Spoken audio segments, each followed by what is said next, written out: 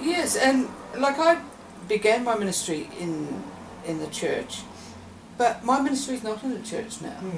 I'm now a chaplain's coordinator with the State Emergency Service. Yeah, yeah. And it is just a fabulous job. It is just something I absolutely, it's one of these jobs that I think is once in a lifetime, and you love getting up and going to work and you love what you do, because I get to mix with some amazing volunteers. And I mean, we're responsible for the psychological and spiritual well-being of 5,500 volunteers around the state of Victoria. Wow. My colleagues are psychologists, I'm a minister. We have volunteers that we train to help us. So I've got about 40 volunteers. I'm chaplains and peer support people that I'm responsible for. But it's just such a privilege to do that job, to sit and talk with people. There's a gentleman who has got post-traumatic stress disorder after the bushfires, and I'll go and visit and just sit on the veranda with this man and just let him tell me what he wants to tell me. And it's just so amazing to be able to do stuff like that. But that time after the last bushfires, how long ago were they now? 4 or 5 years? 5 Well, years? it'll be 6 years in 6 February. years. Yeah.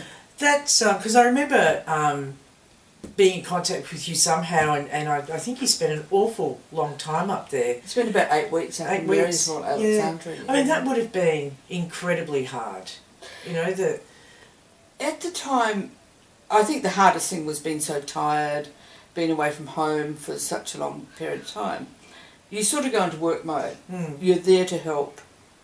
It's afterwards that it really, really hits you, and you think about the stories you've been told, the things you saw, because we went up the morning after to King Lake and then up to Marysville, so it was pretty horrific. I had lived in Marysville back in the 80s, so I remember driving back into this town that I loved, and just the absolute horror of what I was seeing and what I did while I was up there. But it was, it takes a toll on you.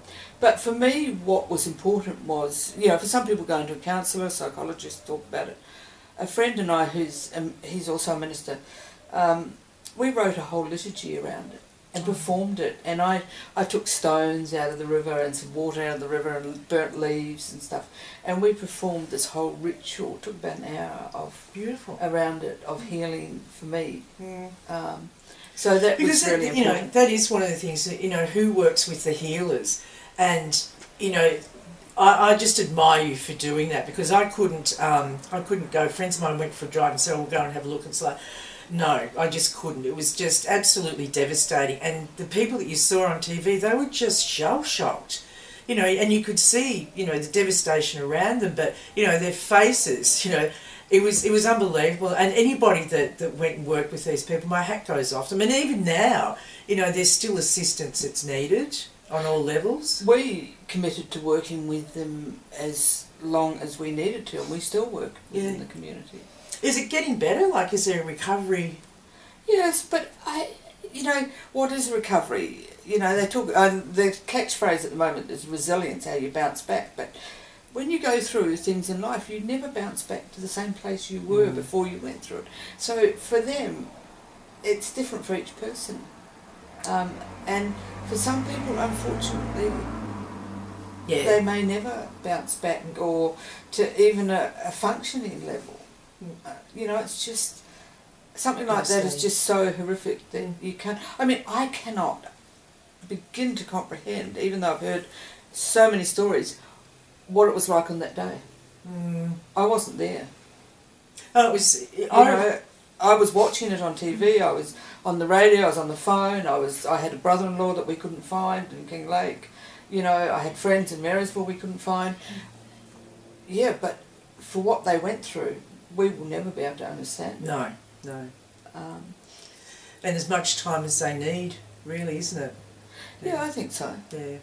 Okay, so Joy's now a minister, and she gets out there and she converts them. Converts, yeah.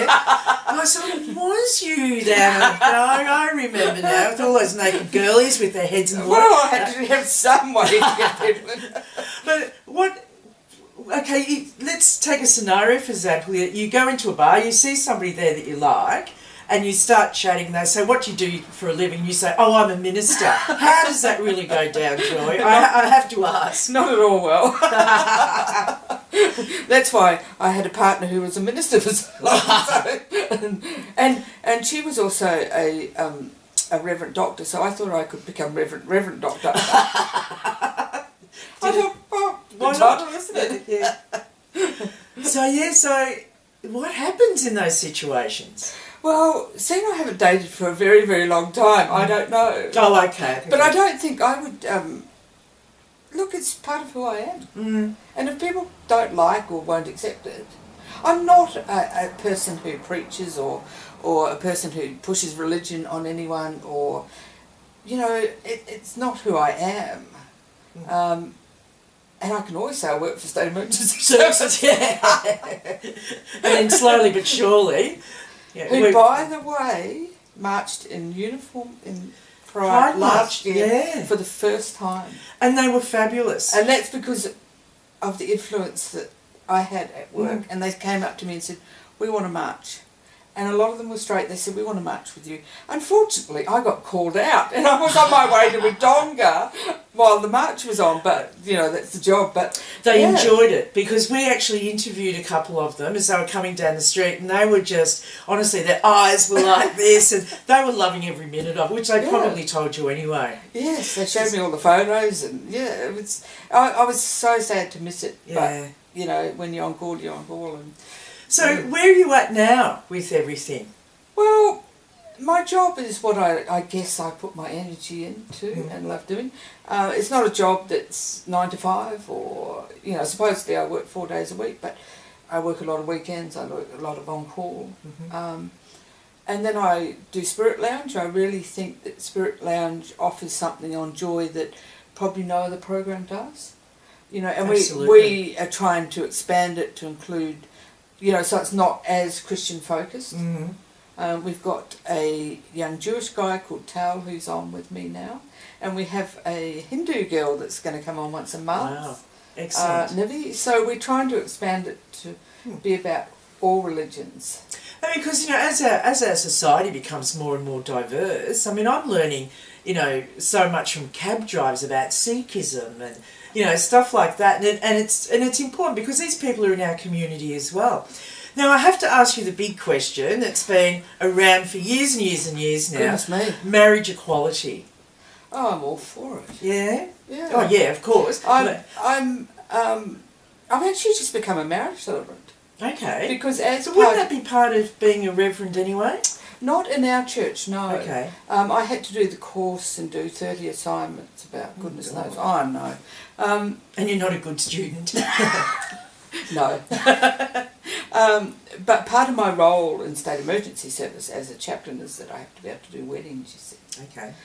So I've just become a marriage celebrant. So I, would love to see marriage equality come in. And being a Kiwi, I'm so proud of New Zealand. Oh, did I cry through that several times?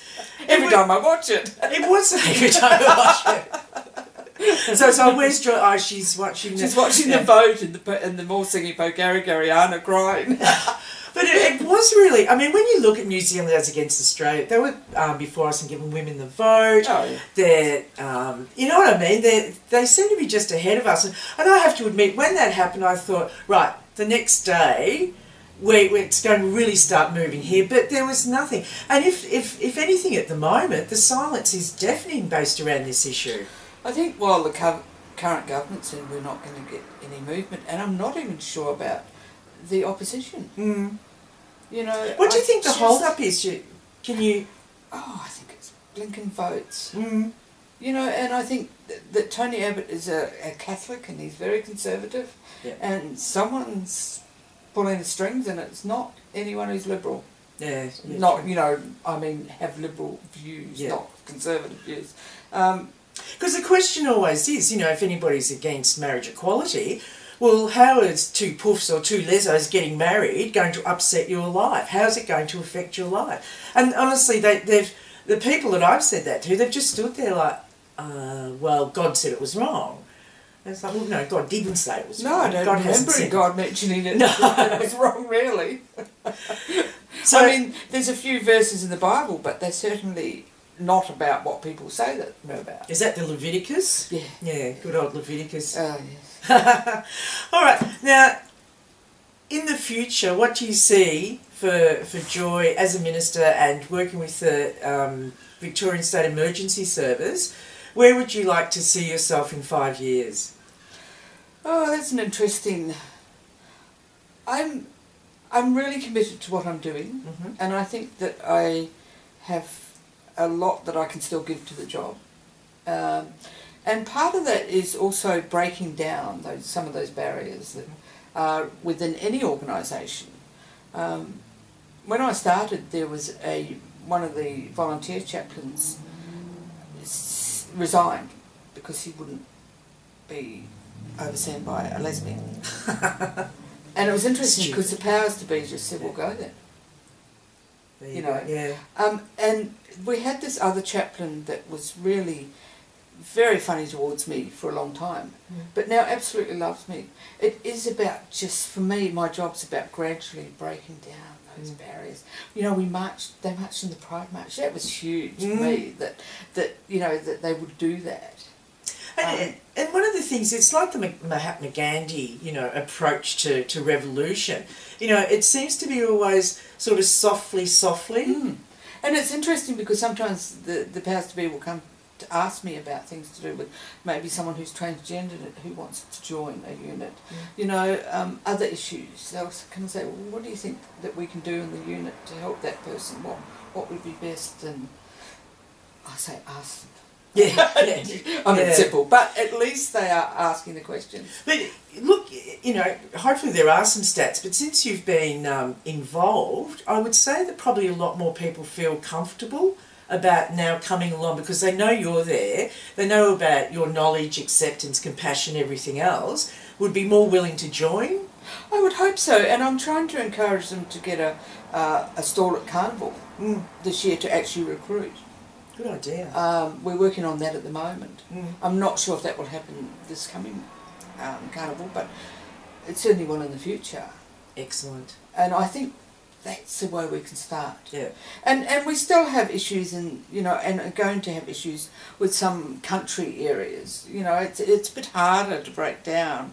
You know, you go to a country unit and there's all these men sitting around, not a female in sight. Yeah. Well, yeah, you know, you're not likely to get someone who's gay or lesbian or transgender going into that unit. But my mum's up the bush and they've recently got a lesbian minister.